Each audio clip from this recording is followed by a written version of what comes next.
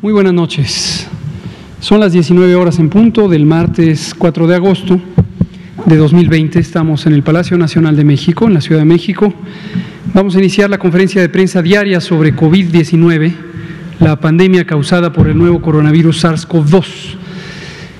Y hoy tenemos el informe técnico que presentará el doctor José Luis Alomía, algunos detalles estatales, y el doctor Ricardo Cortés, director de Promoción de la Salud, nos actualizará en la movilidad. Hoy es martes de movilidad y veremos la síntesis de los estados, en qué van y el mensaje de Susana a distancia, ¿verdad? Muy bien. Y abrimos a preguntas y respuestas. Doctor Alomía, por favor. Con mucho gusto, señor secretario. Muy buenas tardes con todas y con todos, sobre todo a las personas que nos ven a través de las diferentes vías de transmisión. Bienvenidos nuevamente a la conferencia vespertina número 158 de este día 66 ya de una nueva normalidad. Vamos a actualizar el escenario nacional. Si vemos la siguiente diapositiva, por favor. 1.026.294 son las personas que hasta el momento han ingresado a los protocolos de estudio para ser, por un lado, confirmados o descartados a través de una prueba de laboratorio a COVID-19, pero lo más importante, poder recibir atención médica dependiendo de sus signos y síntomas, así como en su momento poder haber tenido un seguimiento hasta su curación y, lógicamente, también el estudio de las personas que posiblemente pudieran haber sido sus contactos. Actualizamos los números, lógicamente. Todas estas personas estudiadas están distribuidas en las diferentes semanas epidemiológicas. Ya comentábamos que las barras de color café claro, que están en la parte inferior, representan aquellas 449.961 personas que hasta el momento han dado positivas a la prueba. Se ha identificado la presencia de virus SARS-CoV-2 y por lo tanto son casos confirmados de COVID-19. Tenemos todavía 82.460 personas que están esperando un resultado. Este número también ha disminuido en los últimos días en la medida que la Red Nacional de Laboratorios continúa trabajando para solventar el resultado. Pero entonces podemos estimar los casos, es decir, si sumamos los confirmados y aplicamos un porcentaje de positividad a estos que son sospechosos, podemos tener algo que denominamos casos estimados, que es lo que nos acerca a la manifestación o al comportamiento que la epidemia está teniendo no solamente a nivel nacional, sino en cada una de las entidades.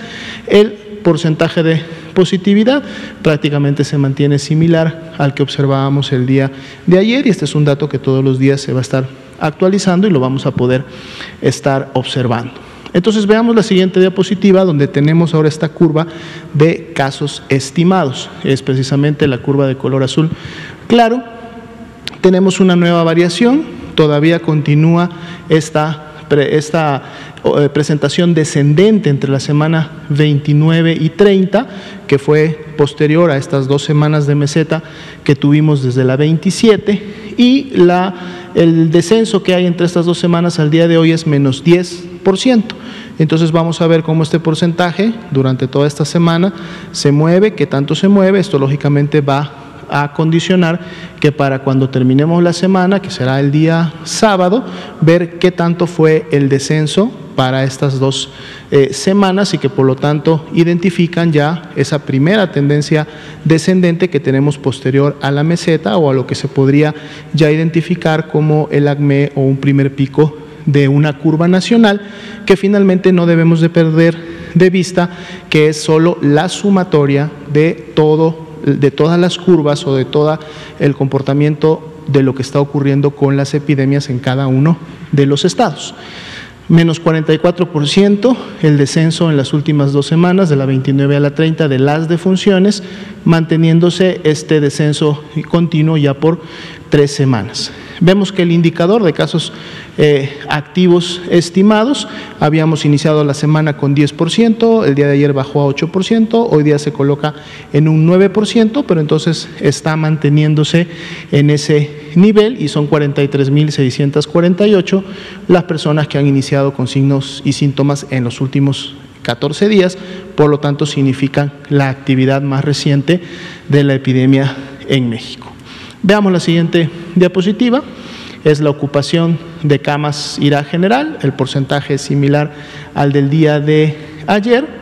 Sin embargo, ahora vemos, bueno, que es solamente un estado el que tiene o el que está, digamos, por encima de ese nivel de seguridad del 70%, felizmente no muy lejos, ha incrementado su ocupación en relación a días previos, que es Nuevo León, y entidades como Nayarit y Tabasco, que estaban ocupando los primeros lugares en días previos, ahora las vemos ya con mayores niveles de seguridad, inclusive un Tabasco con un 37% ya de disponibilidad de sus camas generales. Veamos las camas con ventilador para pacientes críticos, que es la siguiente diapositiva. Aquí sí todas las entidades nuevamente tienen la característica de tener al menos un 30% o más de disponibilidad de estas camas. Ayer veíamos cómo Nuevo León se acercaba a este nivel de seguridad, lo vuelve a retomar y tiene un 34% de disponibilidad, lo cual pues es bueno todavía para poder seguir atendiendo los casos graves en su entidad. Son 6.938 las camas con ventilador disponibles en todo el país. Vamos a ver ahora 3 entidades federativas, como lo estamos haciendo todos los días. Vamos a empezar con el estado de Coahuila. Vean el comportamiento de las barras en función desde que iniciaron con sus primeros casos entre la semana 12 y 13, donde precisamente podemos ver a la par un incremento en ese porcentaje de positividad. El porcentaje de positividad nos está identificando precisamente que ya hay circulación del virus y por lo tanto personas contagiadas y enfermas que están expresando signos y síntomas, y vemos cómo ese primer salto fue precisamente en la semana número 13, llegando a un porcentaje de positividad del 20%. Y aquí vemos cómo la curva de positividad se observa y en su momento se comporta de manera más similar o más apegada a como a la par estuvo incrementándose también la epidemia. En la medida que los casos confirmados se van incrementando desde la semana 22, 23, 24, la curva de positividad también se incrementa, llegando hasta un 60%, en donde ha estado las últimas semanas, evidenciando un ligero descenso de 60 como un 53% en las últimas semanas. 37.661 son las personas que hasta el momento han sido estudiadas en el estado de Coahuila.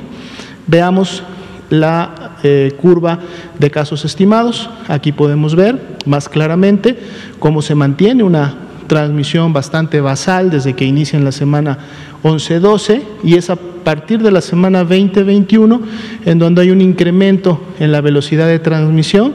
Esta es mucho más perceptible y además con mayor todavía incremento de esta velocidad entre las semanas 25 y 28, en donde parece que llegan a un primer acme, un primer pico en la semana 28 precisamente. Hay un ligero decremento en la 29, pero luego se vuelve a formar una meseta en la 30. Entonces estamos hablando todavía que Coahuila está precisamente en la cima o en ese primer pico de una transmisión. Por lo tanto, muy importante, ciudadanos de Coahuila, mantener las actividades de sana distancia y de prevención de contagios, porque si no, esta meseta que estamos viendo que ya tiene una elevación de más 2% en las últimas 2 semanas, pudiera continuar incrementándose y todavía seguir hacia arriba. Menos 32% la disminución en defunciones, las cuales se han mantenido basales y con una tendencia descendente prácticamente en las últimas 3 semanas. Veamos que ese incremento en la parte superior precisamente da un 14% de casos activos estimados, lo cual lo tiene por encima de la media nacional que estábamos observando previamente.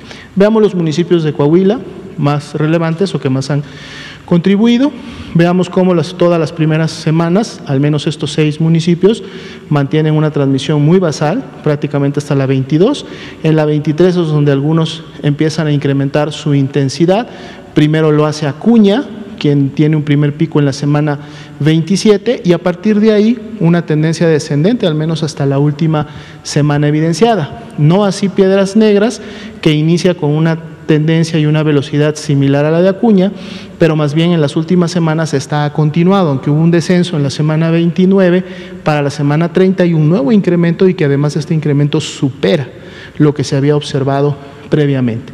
Otros, como son Monclova, Torreón, Saltillo y el mismo Matamoros, continuaron con esta transmisión bastante basal, bastante pegada a la horizontal, aunque todavía no se puede decir que estén ya evidenciando un descenso, porque todavía se encuentran manteniendo esta tendencia ascendente, al menos en las últimas semanas. Vemos que la ocupación de camas general está en un borderline de seguridad, 69%, lo cual deja solo un 30% de disponibilidad, y esto es precisamente va de la mano con este incremento importante que estamos viendo en todo el estado de Coahuila. Veamos el mapa municipal del estado de Coahuila, el mapa animado. Saltillo inicia con los primeros casos en la semana 10. Todavía en las primeras semanas hay poca dispersión, aunque esta ya se ve en diferentes partes del estado. Parece que enciende, parece que apaga. Ya para la semana 19 y 20 tenemos al menos la mitad de los municipios y algunos de ellos ya con transmisión, intensidad e importancia. Aquí ya en la 24 vemos una dispersión no solamente generalizada para el estado, sino también con colores muy intensos, lo que nos habla de presencia de tasas de incidencia importantes y por lo tanto una actividad de contagios prácticamente en la mayor parte del estado de Coahuila. Veamos el siguiente estado. Nuevo León. Nuevo León, vemos que inicia con sus primeros casos en la semana 10 y 11, eso es lo que representa ahí el salto que hay en el porcentaje de positividad que ven al inicio, que es esta línea naranja, y luego también en la medida que se van incrementando los casos, también se va incrementando el porcentaje de positividad. Llegó prácticamente a ser del 64, 65% en la semana 28 y ahí se ha mantenido, o sea, hay una transmisión importante actualmente en el estado de Nuevo León. 51.821 son las personas estudiadas. Veamos el siguiente gráfico, que son los casos estimados, y aquí podemos ver más claramente cómo a partir de la semana 23 la epidemia entra en una aceleración importante. Veamos cómo la curva rápidamente se incrementa y pasa de una escala de 500, llega hasta una escala de 3.000, 3.500 casos diarios. La buena noticia es que en las últimas 2 semanas, 29-30, hay un descenso, digamos, bastante importante, que llega a ser de menos 22%. Sin embargo, recordemos que la semana 30 todavía se va a estar moviendo, se va a estar construyendo durante esta semana. Veremos si esa tendencia descendente se mantiene al cierre de la semana.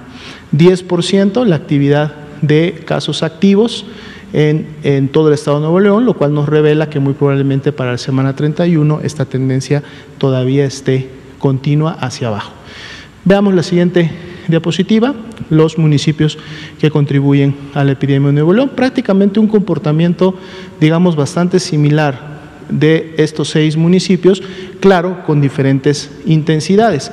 El de mayor intensidad, precisamente el de Monterrey, que de hecho tiene prácticamente la figura del estado de Nuevo León, pero otros municipios como Guadalupe, San Nicolás de los Garza, Apodaca, Escobedo y Juárez con menor intensidad, pero todos ellos con esta elevación importante desde la semana 23, y prácticamente todos ellos, los 6 municipios, tienen esta tendencia descendente entre la 29 y la 30. Por eso vemos que a nivel de todo el estado tenemos una caída bastante importante de su curva de casos estimados, porque prácticamente todos los municipios están teniendo ese comportamiento.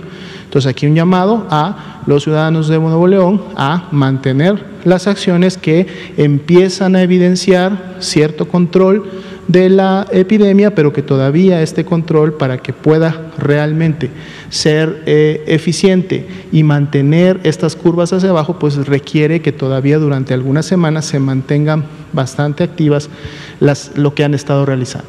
Ya veíamos que Nuevo León era el estado que estaba ocupando los primeros lugares de ocupación, 73% de camas general, 66% de ventilador, lo cual es congruente con el momento epidémico que Nuevo León está viviendo en estos momentos. Veamos el mapa municipal animado de Nuevo León. Monterrey, como municipio capital, inicia con la actividad. se va dispersando en municipios aledaños, vecinos al mismo Monterrey. Ya para la 15 tenemos un poco más de dispersión, todavía en el centro, ya algunos municipios en el norte, se incrementa la intensidad a partir de la semana 18-19, vemos cómo empieza a haber ya más dispersión en el sur, en el centro. Aquí en la 24 ya es obvio que hay importante transmisión en muchos de los municipios, 28, 29 y 30, prácticamente el 75% de los municipios con carga y con intensidad de transmisión.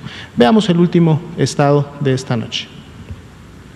Tamaulipas. Tamaulipas también inicia transmisión en la semana 11, ahí vemos el salto del porcentaje de positividad. A diferencia de los dos primeros estados, a pesar de que había poca confirmación de casos o una epidemia que parecía bastante basal hasta la semana 20, realmente el porcentaje de positividad se mantenía de manera importante cerca del 30%. Ya luego viene la subida o la escalada de la mano también con los casos que se van confirmando, llegando hasta un 55% de positividad, y vemos cómo a partir de la semana 26 esta positividad ha estado disminuyendo, inclusive por debajo del 50% en la última semana. Veamos la siguiente diapositiva, la curva de casos estimados. Aquí también, evidentemente, Tamaulipas entró en un proceso de aceleración importante. Primero tenía un incremento entre la 20 y la 23, que era más diagonal, o sea, una velocidad, digamos, regular o parecida a lo que estaba sucediendo a nivel nacional, más sin embargo, a partir de la semana 24 y hasta la semana 28, vemos una aceleración importante con una gran cantidad de casos.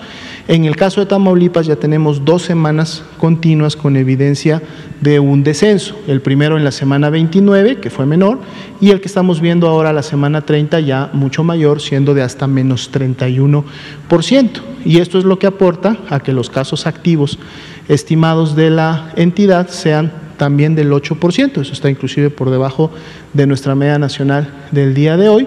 Todo indicaría que Tamaulipas está iniciando ya un proceso importante de descenso en su epidemia, pero recordemos que esto no asegura continuar si no se aplican las medidas de manera conjunta, gobierno y población. Tenemos siempre la posibilidad o el riesgo de un rebrote, entonces hay que continuar aplicando las medidas. Veamos la siguiente diapositiva, los municipios en Tamaulipas que han contribuido prácticamente hasta la semana 23-24, estos 6 municipios con un comportamiento similar. Es precisamente Reynosa el que primero destaca y tiene un primer pico en la semana 25, pero a partir de la 26 Reynosa empieza con un descenso importante que se ha mantenido hasta la semana 30. No así Tampico, que también inicia con un proceso de aceleración, llega hasta la 28 y es solamente en las 2 últimas semanas donde vemos este descenso, que además es el que ha contribuido de manera importante al comportamiento de todo el estado.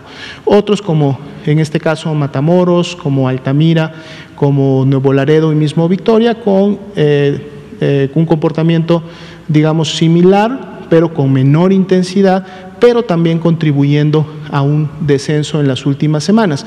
El único que habría que tomar y tener precaución a los ciudadanos de Victoria, en donde todavía en Victoria vemos una tendencia ascendente, que esa última disminución entre la 29 y la 30 habría que tomarla con cautela, porque no vaya a ser que esto continúe hacia arriba. 52% de ocupación de camas general, 34% con ventilador, lo que todavía da una buena posibilidad de atención a pacientes graves. Veamos la última diapositiva, que es precisamente el mapa municipal animado de Tamaulipas. Semana 10 no hay casos, semana 11 empieza un municipio aledaño a Veracruz, luego empiezan municipios en la zona norte.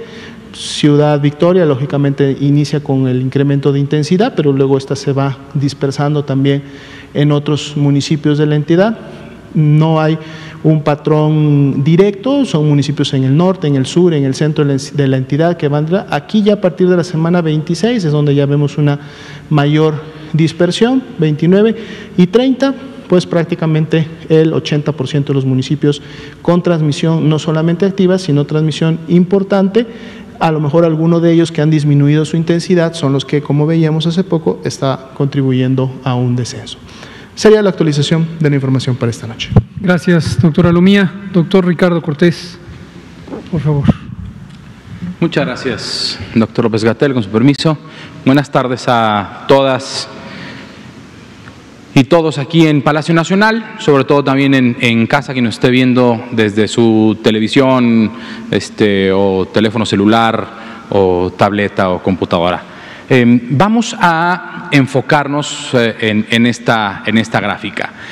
Sin duda, la movilidad y el incremento o decremento de casos han tenido una relación importante, sobre todo cuando uno no practica las medidas básicas de prevención. Después de la Jornada Nacional de Sana Distancia, en la que iniciamos el periodo de nueva normalidad, en donde se evaluaron y se evalúan los riesgos locales a la población a través del semáforo de riesgo epidémico, la movilidad se incrementó. Y se ha incrementado hasta cierto punto en el que ya tenemos, si recuerdan todos y todas en casa y aquí en Palacio Nacional, esta gráfica de las últimas veces que la presentamos llegaba a un incremento máximo del estado que más incremento había tenido de la movilidad de una semana a otra, o sea, de los 15 días antes a la última semana, del 8, 9, 10, máximo 11%. Ahorita el estado de Sinaloa incrementó su movilidad en más del 16%, prácticamente 17% entre las últimas 2 semanas y la última semana en la que se está evaluando la movilidad. Le siguen Baja California Sur, Quintana Roo, Coahuila, Zacatecas, Campeche, Chihuahua, Veracruz, todos ellos por encima del 5% de incremento de una semana a otra, si lo pueden ver por aquí. A partir de Baja California y hacia la izquierda de su pantalla, todos han tenido al menos más del 5% de incremento de movilidad. Los colores que tiene cada una de las barras es el color en el que ahorita está el semáforo de riesgo en cada una de estas entidades. Por lo tanto, por poner un ejemplo, y solo porque en esta ocasión el estado de Sinaloa es el que mayor movilidad mostró entre una semana y la otra, podemos con esta barra y el color naranja que maneja el estado de Sinaloa en este momento, que si la población en conjunto con gobierno estatal y gobiernos municipales no disminuyen un poco la movilidad, y cuando se tenga la necesidad de generar esta movilidad, llevar a la práctica las medidas básicas de prevención. Esto lo que puede derivar es en un incremento en la actividad viral en cada uno de estos estados que han incrementado su movilidad, y que pudiera haber un cambio en las tendencias de hospitalización, de síndrome COVID, etcétera, lo que los llevaría a una modificación en el riesgo epidémico que los 4 indicadores pretenden evaluar para la población. La siguiente, por favor, para poder cerrar. Digo, si se fijan, una anterior, antes de cerrar, básicamente 31 de los 32 estados tuvieron al menos un pequeño incremento en la movilidad. De 2 semanas para atrás, con la última semana disponible, solamente Oaxaca es quien sigue manteniendo una disminución de la movilidad de una semana a otra, pero prácticamente pues todos estamos incrementando nuestra movilidad. Esto también es normal, dado que los cambios de evaluación de riesgos al naranja, aunque ya lo hemos dicho en otras ocasiones, el naranja no significa vámonos todos a la calle, sino que hay que movernos un poco más, pero con mucha prudencia, dado que las actividades esenciales ya no son las únicas que se están realizando. Se realizan realizan todas las actividades económicas en el Estado, pero con una movilidad menor o con una actividad menor en las que no son consideradas como actividades esenciales hasta el momento. Ahora sí, la siguiente, por favor, para cerrar con estos mensajes que todos debemos de llevar en nuestra mente siempre. Susana Distancia nos dice: hay que seguir las recomendaciones de las autoridades estatales y municipales. Hemos trabajado en conjunto muy de la mano con autoridades estatales y municipales a través de la Red Mexicana de Municipios por la Salud, cuyo presidente es el presidente municipal de Zacatecas, nuestro amigo Ulises Mejía, a quien le envío un cordial saludo, al igual que a todas y todos los presidentes y presidentas municipales. Hay que hacer caso, hay que apoyar a las autoridades municipales, y las autoridades municipales están apoyando a las autoridades estatales, y así en un círculo virtuoso para poder mitigar la actividad viral y la epidemia. Hay que lavarse las manos, el control lo tenemos nosotros en nuestras manos. Hay que utilizar la etiqueta respiratoria cubriendo nariz y boca con el ángulo interno del codo, independientemente estas dos actividades de lavado de manos y de etiqueta respiratoria, independientemente de que nosotros usemos el cubrebocas. Lo mismo, mantener la sana distancia. Ahorita y aquí que estamos en sana distancia, de cualquier forma, si yo ahorita tosiera o estornudara, tengo que hacerlo cubriendo mi nariz y boca, independientemente de que mis amigas y amigos de los medios de comunicación estén a más de 2 metros. De cualquier forma tengo que taparme nariz y boca. Y finalmente, ya había dicho estornuda correctamente, es la etiqueta respiratoria. Finalmente, hay que utilizar el cubrebocas correctamente, sobre todo en los lugares en donde no se puede mantener la sana distancia, y siempre utilizarlo cubriendo nariz y boca completo.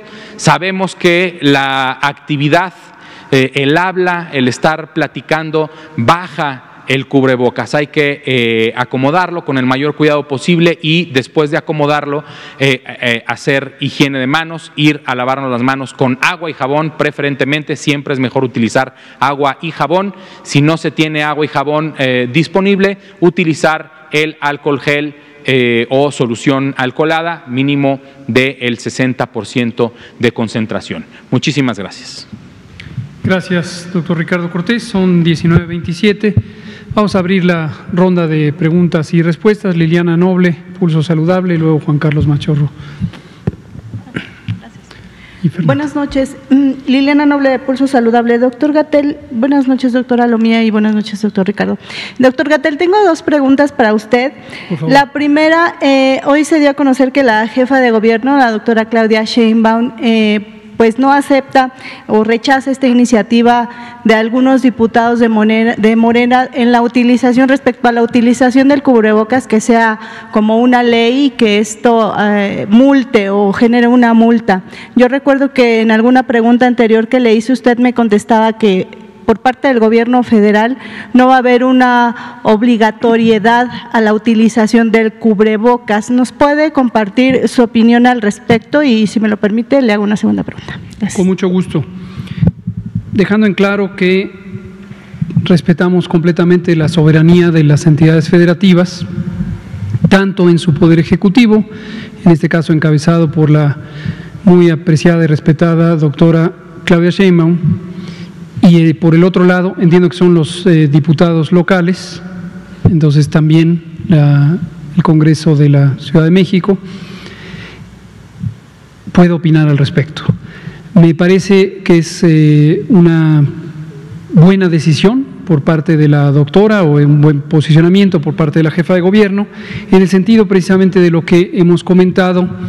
El cubrebocas es un instrumento importante, auxiliar en la prevención, como lo acabamos de ver con Susana Distancia, quien lo usa, para interferir con la propagación del virus, a partir de que se lo ponga la persona que puede propagarlo. Pero todas las medidas de salud pública que hemos propuesto o implantado en el Gobierno de México, el Gobierno federal, hemos hecho énfasis en la importancia de no focalizarla sobre los individuos, que los individuos no sean los sujetos de la acción, y esto por una larga historia en México de una procuración e impartición de justicia deficientes o inoportunas o limitadas, y también una muy conocida y seguramente vergonzosa historia de violaciones de los derechos humanos que se han cometido al amparo de la fuerza pública. Entonces, en un momento de mucha tensión, de mucha crispación, de mucha inquietud social, si uno agrega un componente de tensión que deriva de este carácter punitivo de las acciones de salud pública, se perturba el sistema, se vuelve difícil de regular en su justa dimensión y acaban siendo las personas en lo individual los que se les culpa de el problema de salud colectivo.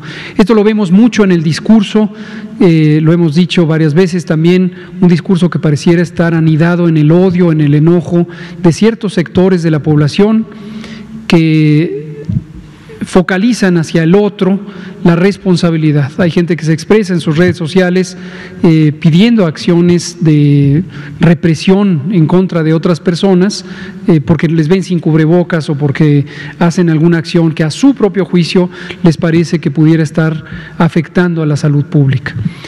Por eso, en el acuerdo que estableció la Jornada Nacional de Sana Distancia, pusimos una cláusula muy específica que deja en claro que toda medida de salud pública se debe hacer con absoluto respeto a los derechos humanos. Eso no necesitaría especificarse porque hay suficientes leyes en México que lo establecen, pero para hacerlo explícito y dejarlo en claro. Entonces, en ese sentido, es notorio cómo la doctora Sheinbaum, una mandataria estatal que ha tomado una enorme responsabilidad en sus manos y que a nuestro juicio ha tenido una conducción excelente de la epidemia en la Ciudad de México y que ha sido de quienes tempranamente incorporó ella misma y como una disposición para la ciudad el uso de cubrebocas. Sin embargo, pone un límite claro cuando dice sí, pero como una recomendación, no como una obligación, y quiero suponer que es por razones semejantes a las que estoy comentando. Y mi segunda pregunta es una iniciativa de ley del gobierno en Oaxaca que se va a disputar el día de mañana, que habla de prohibir la venta o el regalo o la distribución de estos alimentos hipercalóricos o de alto contenido energético a menores de edad. Pero yo recuerdo que esta iniciativa ya se había postulado en el gobierno anterior y se había trabajado con las primarias y las secundarias para que en las cooperativas justamente esto ya no ocurriera. ¿Qué hay al respecto? ¿Cuál sería su opinión? Y esto en teoría ya debería de estar funcionando, o no sé si en el Estado no ha sido tan fuerte esta ley. Gracias. Gracias. Es un tema muy importante. Ya hemos dicho varias veces, lo seguiremos mencionando, todo el mundo lo sabe, todo el mundo lo tiene claro, que la mala alimentación en México a lo largo de 30 o 40 años es la causa fundamental de las graves y grandes epidemias de obesidad, sobrepeso, diabetes y otras enfermedades crónicas. También sabemos que esa mala alimentación no es un acto voluntario. Esto es semejante a lo que acabamos de platicar sobre el cubrebocas. No se puede responsabilizar o culpar a los individuos, a las personas, sino hay que propiciar las condiciones necesarias para que haya una buena alimentación. Y uno de los elementos cruciales es que la oferta alimentaria mexicana, lo que tenemos a la mano para poder alimentarnos, a lo largo de los últimos años, ya no tan recientes, unos 20 o 25, ha proliferado exponencialmente la oferta de productos industrializados, procesados y ultraprocesados, que tienen enormes cantidades de azúcar o de azúcares, principalmente fructosa, sal, grasas y en general calorías. Estos son hechos demostrados por la ciencia, no solamente en México, sino en el mundo entero. Organismos como la Organización Mundial de la Salud lo han destacado una y otra vez, que es imperativo cambiar el modelo de alimentación de las naciones a partir de cambiar lo que se ofrece, lo que está disponible.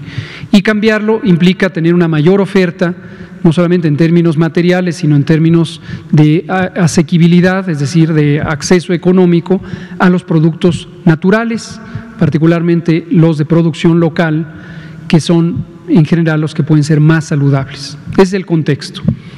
Respecto a la iniciativa de Oaxaca, efectivamente tomamos conocimiento de ella a partir de ver en los medios públicos y también privados de información esta iniciativa. Leímos el texto, nos ha parecido muy bueno, consideramos que es una iniciativa muy acertada, la que propone en el Congreso de Oaxaca el legislar, hacer una reforma a la ley de los derechos de niños, niñas y adolescentes para adicionar un apartado en el artículo 20b que establezca la prohibición de vender, regalar, distribuir, promocionar productos no saludables en términos alimentarios en las escuelas. Nos parece una muy buena iniciativa. Hoy mismo tuve la oportunidad de platicar con el diputado Héctor Sosa de Oaxaca, quien es el coordinador parlamentario de esta fracción que propone la iniciativa. Le expresé el paralelismo con los esfuerzos que hace el gobierno mexicano por una sana alimentación. Con toda libertad le expresé lo que es información pública, que el presidente López Obrador tiene esto como una de las prioridades en la agenda nacional. Él mismo lo ha dicho una y otra vez, la importancia de promover una alimentación saludable. Se lo externé al diputado Sosa y le externé mi deseo de que puedan salir con éxito esta pieza legislativa. También le comenté, por la experiencia ya vivida a nivel federal, el reto o el riesgo de que se infiltren todo tipo de cabildeos y presiones de grupos de interés económico que suelen interferir con el esfuerzo legislativo, ya sea presionando o a veces confundiendo la interpretación o la visión de los propios legisladores y legisladoras. Todo esto se lo dije tal cual, se lo mandé en un mensaje grabado. Si en algún momento se filtra en las redes, como suele ocurrir, no tengo nada que ocultar, eso es exactamente lo que dije, y con todo el respeto que me merece la soberanía del Estado de Oaxaca, tanto su poder ejecutivo como su poder legislativo, expreso mi opinión muy favorable a esta iniciativa de ley y deseo francamente, por el bien de la salud pública de México, que se logre promulgar esta ley. Muchas gracias. Juan Carlos Machorro. Y luego nos vamos con Daniel Blancas. Gracias. Sí, buenas noches, doctor. Perdón, Juan Carlos Machorro de AM de Querétaro. Doctor, la industria del fútbol ya regresó, pero también regresó con contagiados. Ya entre todos los equipos superan creo que los 40 contagios en primera división y divisiones subsecuentes. ¿Existe un punto de inflexión para que esta actividad, que es una industria que mueve economía y da mucho empleo, pues se pueda volver a parar si siguen presentándose contagios? Hasta en los sectores deportivos se admite que los futbolistas, pues en el buen sentido, no son un poco recatados y pues siguen teniendo reuniones, y hasta en Monterrey creo que alguien festejó su cumpleaños con banda, etcétera. ¿Hay un punto de inflexión que ustedes como autoridades pues se le pueda decir al fútbol, paras un mes o vuelves a parar? Porque primero es la salud de estos individuos antes que un espectáculo de entretenimiento. Por supuesto. Y si me permite rapidísimo, sí. El doctor Cortés, esta cuestión de la movilidad que está aumentando, ¿se puede volver a pedir a los concesionarios del transporte público que bajen ahora sí que el nivel de unidades que andan en la calle? Los estados que tienen metro, Ciudad de México, Guadalajara, Monterrey, etcétera, que igual bajen la intensidad de movilidad de sus unidades para pues un poco también forzar a la población, aquellos que no lo tienen que hacer, guarden un poco el no estar pues trasladándose dentro de sus ciudades. Gracias. Y el doctor Cortés, nuestro especialista en deportes. Muchas gracias. Así que le va a contestar las dos preguntas. Muchas gracias, doctor. Sobre el deporte, sobre el fútbol, primero, y cualquier otro deporte profesional. En los Estados Unidos también un equipo de béisbol se fue a un casino y tuvo varias de sus personas profesionales contagiadas de coronavirus. ¿Qué es lo que procede? Lo que procede es suspender sus partidos durante 14 días en lo que se recuperan los jugadores. No hay un riesgo para la población, dado que los juegos se están jugando a puerta cerrada. Lo mismo pasa en nuestro país. Se juegan a puerta cerrada, se están haciendo pruebas sin que los y las jugadoras y jugadores presenten sintomatología. Cualquier hallazgo de un reporte positivo a una persona que no tiene síntomas, a los 10 días se le da de alta y puede regresar a su actividad profesional. Y lo que hemos comentado con la Liga MX es que ojalá y todo el país fuéramos como pequeños equipos de fútbol, ¿sí? Los equipos de fútbol tienen un cuerpo médico para solamente las 50 personas que trabajan en ese equipo.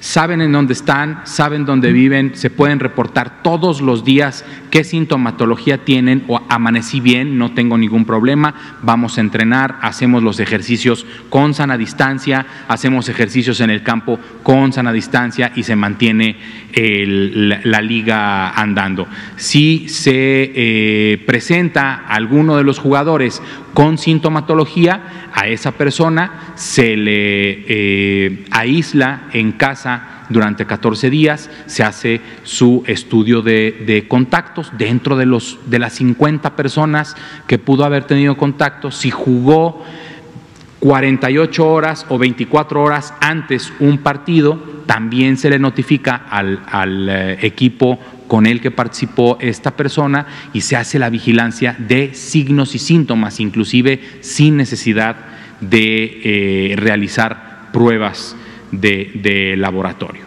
Entonces, me parece que es una actividad profesional muy fácil de coordinar y de controlar, que lo están haciendo correctamente y que no ha pasado a más de estos hallazgos que se han encontrado, y que es importante también no seguir contando es que ya van 55, es que ya van 100. Pues sí, ya van 100, pero el primero fue hace 3 meses.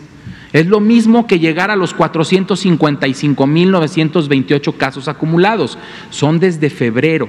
Los importantes son los de los últimos 14 días.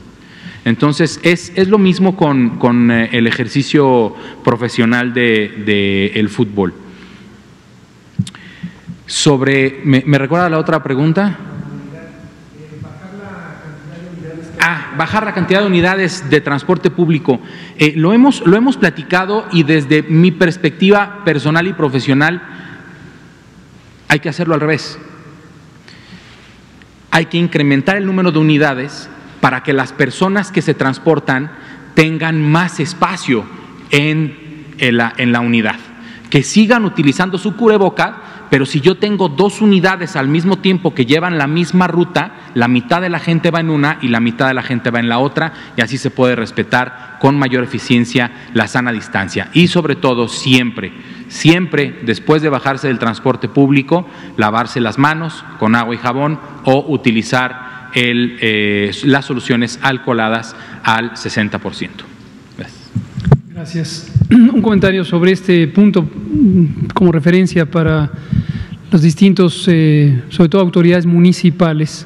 Como bien dice el doctor Cortés, pensaría uno de manera quizá directa que para reducir la movilidad es útil bajar la cantidad de unidades del transporte público, pero en realidad no es así, es exactamente al revés.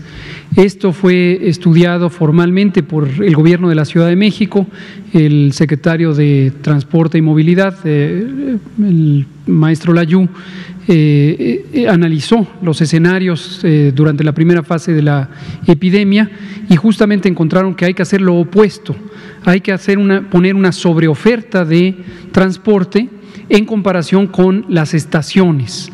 Y quienes no están en la Ciudad de México no lo saben, pero les comento, eso llevó a la decisión de la jefa de gobierno y de su secretario de Movilidad de cerrar algunas de las estaciones del Metrobús para tener un tránsito más rápido. El objetivo fue precisamente disminuir el tiempo de estancia en las estaciones para que pudiera fluir más rápido. Entonces aumentaron el número de unidades, cerraron el número de estaciones y eso permite un tránsito más rápido y desde luego unidades menos saturadas. Entonces recomendamos ampliamente que en lugar de reducir transporte, expandan transporte como un mecanismo para reducir la densidad de pasajeros y pasajeras en el transporte. Y no olvidar que el transporte público es precisamente un prototipo de los espacios cerrados en donde la movilidad, en donde la sana distancia es muy difícil de conservar y donde el cubrebocas tiene una de las utilidades más grandes. Gracias. Daniel Blancas, por favor.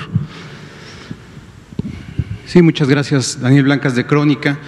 Dos preguntas, doctor, si me permite. Por favor, claro. Una es también derivada de una investigación de campo. Se multiplicó o se han multiplicado el precio de los medicamentos de venta al público durante la pandemia. En un trabajo periodístico logramos documentar aumentos de entre el 10 y el 90% en al menos una veintena de fármacos que algunos médicos están utilizando para tratar la pandemia, algunos de los cuales incluso pues ya se ha documentado que ni siquiera sirven, pero de venta al público este es el aumento del 10 al 90%. Le comento un caso, el paracetamol, que es uno de los más usuales tanto a nivel privado como a nivel público, lo encontramos en las listas de febrero en 6, 7 pesos y en las listas de julio, principios de agosto, 25 pesos. Hay otras, pero bueno, le quiero mencionar solamente esa. De por sí, las farmacéuticas, los laboratorios tienen ya un margen alto de ganancia. Me encontré otros medicamentos cuyo costo de producción oscila en los 15 pesos y son vendidos al público en alrededor de 1,000 pesos. La pregunta es, subsecretario, de acuerdo al artículo 31 de la Ley General de Salud, la Secretaría de Economía, en coordinación con la Secretaría de Salud, dice textual la ley, deben fijar los precios máximos de medicamentos e insumos al público.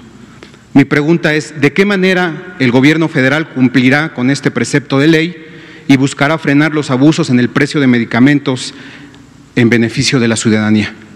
Muchas gracias y ahora le hago una segunda pregunta. Con mucho gusto, qué bueno que lo menciona. Efectivamente, aquí lo hemos comentado en algunas ocasiones. Cuando existe una demanda mayor de un producto, suele subir el precio y cuando existe una oferta más grande del producto suele bajar el precio. Esto es parte de la dinámica económica, pero el punto límite es responsabilidad efectivamente de la Secretaría de Economía el establecer los límites y en el caso de los insumos para la salud, conjuntamente con la Secretaría de Salud. Uno de los instrumentos muy importantes para lograr la supervisión y en su caso sanción de los excedentes de precio es la Procuraduría del Consumidor. Hemos comentado esto en varias ocasiones con el licenciado Ricardo Sheffield, quien es el Procurador del Consumidor. Ustedes lo ven aquí todos los lunes en el quién es quién en los precios de combustibles y recordarán que incluso en uno de los primeros acuerdos secretariales respecto a la emergencia hay una cláusula específica que establece que se vigilará que no exista abuso en los precios y se harán las gestiones necesarias para sancionar a quien abuse de esto. Conozco más por conversaciones verbales que por intercambios formales por escrito con el procurador que la Procuraduría ha estado muy al pendiente de vigilar esto y de acuerdo a los distintos elementos de ley y reglamentarios han vigilado que no se exceda los precios. Ciertamente hay un margen tolerado por la ley de aumento de precio, pero este puede exceder lo tolerado. Esto que me platica con estos márgenes de incremento, hasta donde llega mi experiencia en lo que hemos conversado con el procurador, está dentro de lo esperable y dentro de lo legal. Incrementos más grandes, y los ha existido, de 100, 200, 300, 400%, 500%, es decir, 5 veces el precio listado. Esos definitivamente ya son un abuso y conozco, aunque no tengo en este momento los detalles, que ha actuado la Procuraduría Federal del Consumidor. Con mucho gusto podemos volver a conversar el tema por ser de interés público con el licenciado Sheffield y podría ser que en un momento dado él trajera aquí el quién es quién también en la venta de productos para la salud. El problema es que yo ya platiqué con Ricardo. Perfecto. Y la frase de Ricardo fue: van a las farmacias, les roban y no presentan denuncias. La Procuraduría tiene muy pocas denuncias respecto a este tema. Y mi pregunta aquí sería si todo se queda en el ámbito de la Procuraduría, ¿qué ámbito de acción o qué terreno de acción tiene también y responsabilidad la Secretaría de Salud y la Secretaría de Economía para que no todo se quede en llamadas a misas de la Procuraduría? Sí, no, y la Procuraduría no llama a misa, y estamos en un estado laico, entonces no lo podría hacer. Lo digo metafóricamente. Yo sé que lo dice así, no más para dejarlo muy claro. Pero no hay una competencia directa. El establecimiento de precios de referencia es, como el nombre lo indica, de referencia, es decir, cuál es el precio que se pone como límite. La acción directa de vigilar el cumplimiento del precio de referencia y, en su caso, sancionar a quien lo exceda, es una atribución específica de la Procuraduría del Consumidor. Definitivamente. En este gobierno fijar precios máximos a medicamentos no es una de las estrategias que se pueda considerar a mediano plazo, digamos. Como le digo, esto no está en discusión, eso existe y está en la ley, como usted bien lo identifica. Pero una cosa es el establecer el precio, hay un listado de precios de referencia, y otra cosa muy distinta es vigilar que se cumpla el precio de referencia y sancionar a quien incumpla. Esa es una atribución explícita y exclusiva de la Procuraduría del Consumidor, que está sectorizada a la Secretaría de Economía. Ok, y la otra… Sí. Algo que es importante fue lo que también comentaste, Daniel, y esto es a todos los que estamos en casa. Si yo voy y compro un medicamento que en la caja dice el precio máximo al público y me lo vendieron más caro, yo tengo también el deber de notificarlo, de reportarlo, de denunciarlo ante Profeco para que no se cometan esos abusos, ¿no? Entonces, es generar un círculo virtuoso para que la gente que tiene su negocio como una farmacia respete los precios máximos al público y que el público goce de ese derecho que tiene, que le confiere la ley. Muchísimas gracias, doctores. La segunda pregunta se deriva de un planteamiento que ya le había hecho en anteriores ocasiones. Yo le hablaba de la basificación del personal de salud y pues usted me comentaba que ese proceso, esa estrategia de basificación no se suspende. Correcto. De parte del gobierno federal, sigue pese a la crisis sanitaria, está en pie. Y yo, a partir de esa respuesta, comencé a recibir pues muchos correos, llamadas y mensajes de personal de salud, y todos coincidían en una pregunta que se la comparto en este momento para que me la conteste. Con gusto. ¿Se compromete el gobierno federal a otorgar estas bases sin intermediación de grupos de poder, sindicatos y autoridades corruptas, y hacerlo de manera directa y transparente, basada solo en méritos? La pregunta es de obvia resolución. Ese es el principio de actuar de este gobierno. Cada vez que el presidente dice la prioridad número 1 es combatir la corrupción hasta eliminarla, no hay duda de esto. Ese es el mandato explícito y diariamente indicado para todas y todos los funcionarios que somos parte del Gobierno de México. Y estamos profundamente convencidos de la importancia de esto. El proceso de basificación que hoy necesita emprender la Secretaría de Salud del Gobierno de México tiene que ver precisamente con que a lo largo de muchas décadas los mecanismos de asignación de plazas, de bases laborales, al menos en la Secretaría de Salud, no puedo hablar de otros sectores porque lo desconozco, ha sido deficiente, ha sido poco transparente. La ley contempla los mecanismos, la Ley Federal del Trabajo, también lo contemplan las condiciones generales de trabajo que se firman periódicamente con el sindicato titular de la representación social de las trabajadoras y trabajadores, y hay un mecanismo que está bien estipulado a través de comisiones mixtas de escalafón y sus comisiones auxiliares en cada subdependencia. La idea es muy buena, la práctica tiene sus grandes deficiencias, y cuando empezamos en este gobierno identificamos casi 100,000 trabajadoras y trabajadores que tenían periodos de 2, 3, 5, 7, 10, 15 años en condiciones laborales precarias.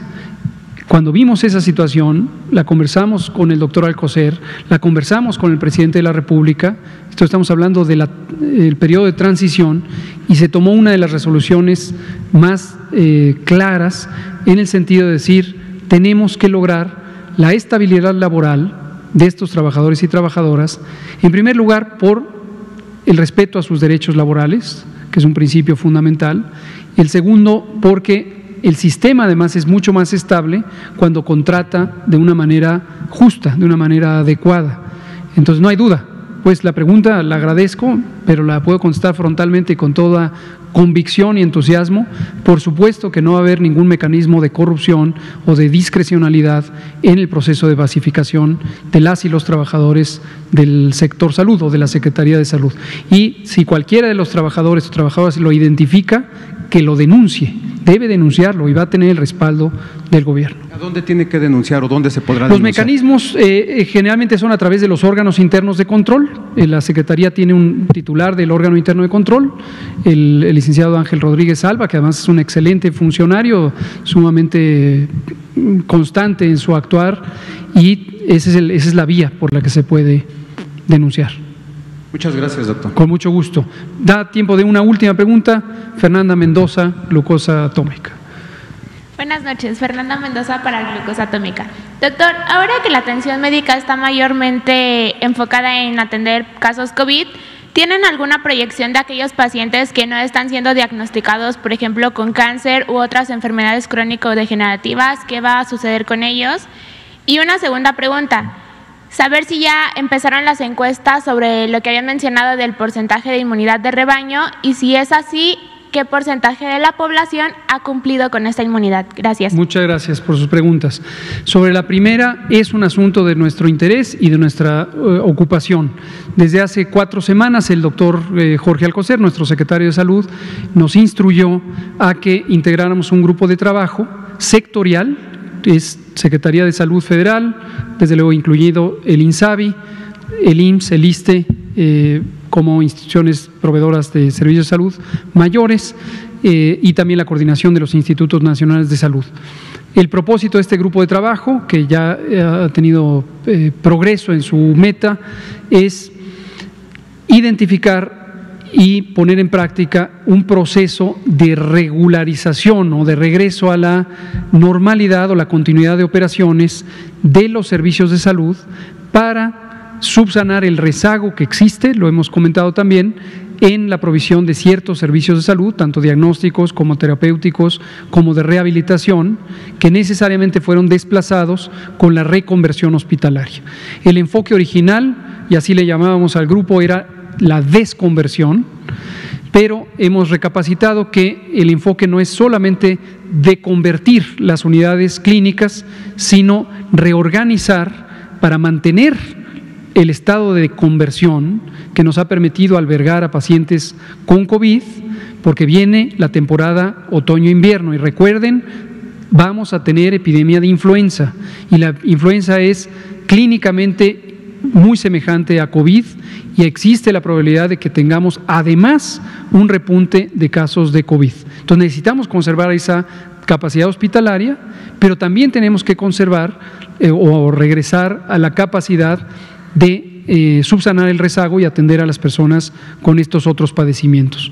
Una de las salidas a este dilema incluye el reforzamiento de la capacidad del primer nivel de atención y el desplazamiento de servicios clínicos al primer nivel de atención para que sea recibida con mayor eficiencia la población que tiene necesidad de esto. Y lo digo de una vez para que vaya permeando la idea de que uno de los cambios que pueden existir es precisamente que las personas se les cambie el domicilio donde se atienden con el propósito de facilitar el acceso a los servicios. Esto puede causar desconcierto al inicio porque alguien estaba acostumbrado a ir a una unidad clínica y posiblemente se le va a decir vas a ir a esta otra. Que tengan la confianza, se va a seleccionar con los criterios de calidad de atención, oportunidad de tratamiento, pero además proximidad física para facilitarles. Todavía no hay una fecha específica en la que va a empezar, pero el documento técnico antes le llamábamos de desconversión, ahora se va a llamar de otra manera, continuidad de operaciones de la atención clínica, está próximo a salir. Brevemente sobre las encuestas, todavía no se empieza el ciclo de levantamiento de campo, es la encuesta nacional de salud y nutrición que ejecuta el Instituto Nacional de Salud Pública, desde luego con el acompañamiento de la Secretaría de Salud, y todavía no empiezan las actividades de campo y por lo tanto tampoco los resultados. ¿Cuándo empezarían? Empiezan durante agosto, va a empezar el desplazamiento de campo y posiblemente un par de meses después tendremos algunos de los resultados preliminares. Doctor, ¿pacientes de tercer nivel entonces pasarían? Todavía no nos adelantemos. Cuando tengamos completa el plan de continuidad de operaciones, lo explicamos para que ahorita nadie…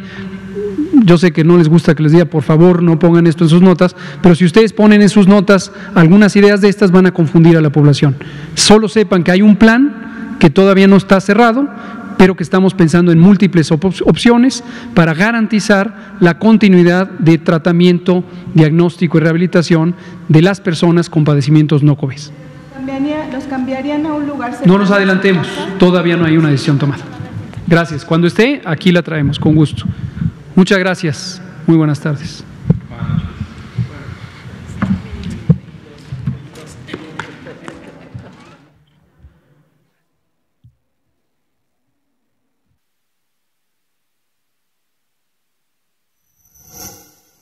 Gobierno de México. En diciembre de 2019, China alertó al mundo sobre la presencia de un nuevo virus en la ciudad de Wuhan. La nueva enfermedad, COVID-19, se esparció rápidamente y en marzo de 2020 la Organización Mundial de la Salud declaró la pandemia y con ello la puesta a prueba de los gobiernos y sus sistemas de salud. De acuerdo con el doctor Hugo López-Gatell, subsecretario de Prevención y Promoción de la Salud, frente a esta alarmante situación, el Gobierno de México inició los preparativos desde los primeros días de enero.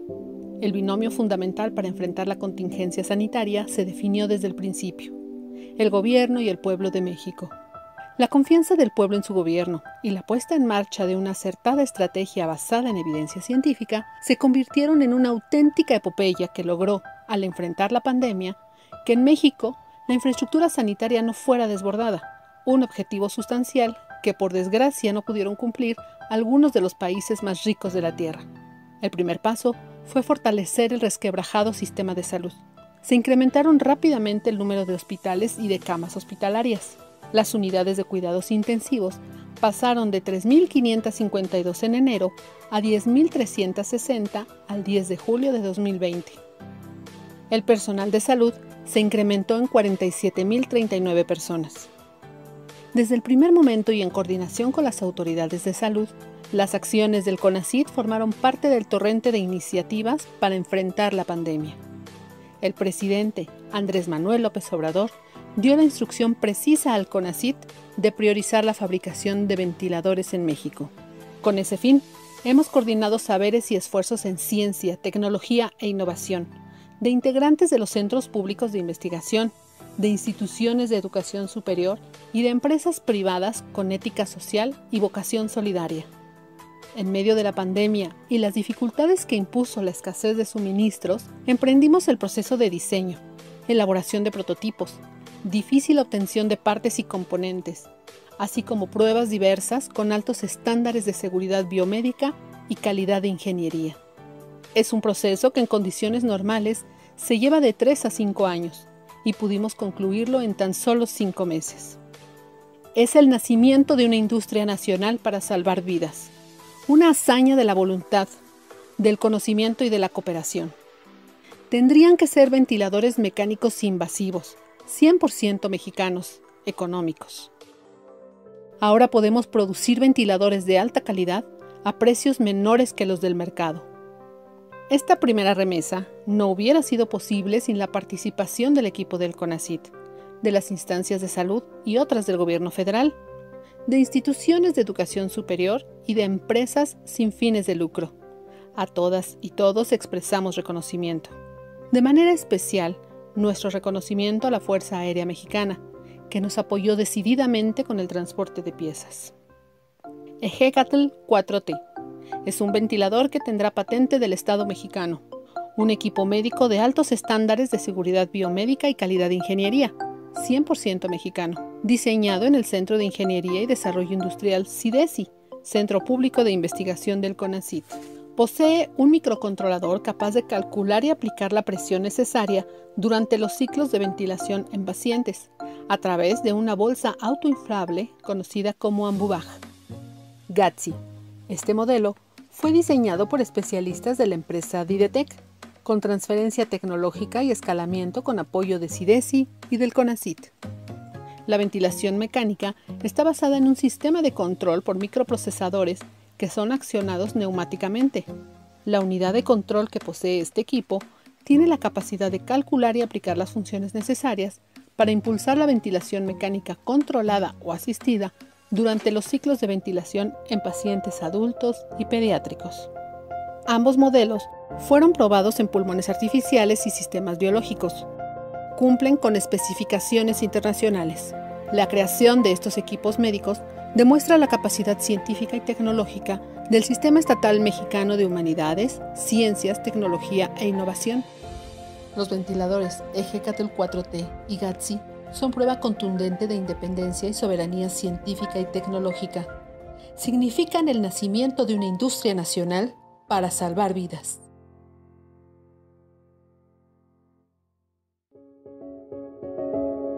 CONACYT, Ciencia por México. Gobierno de México.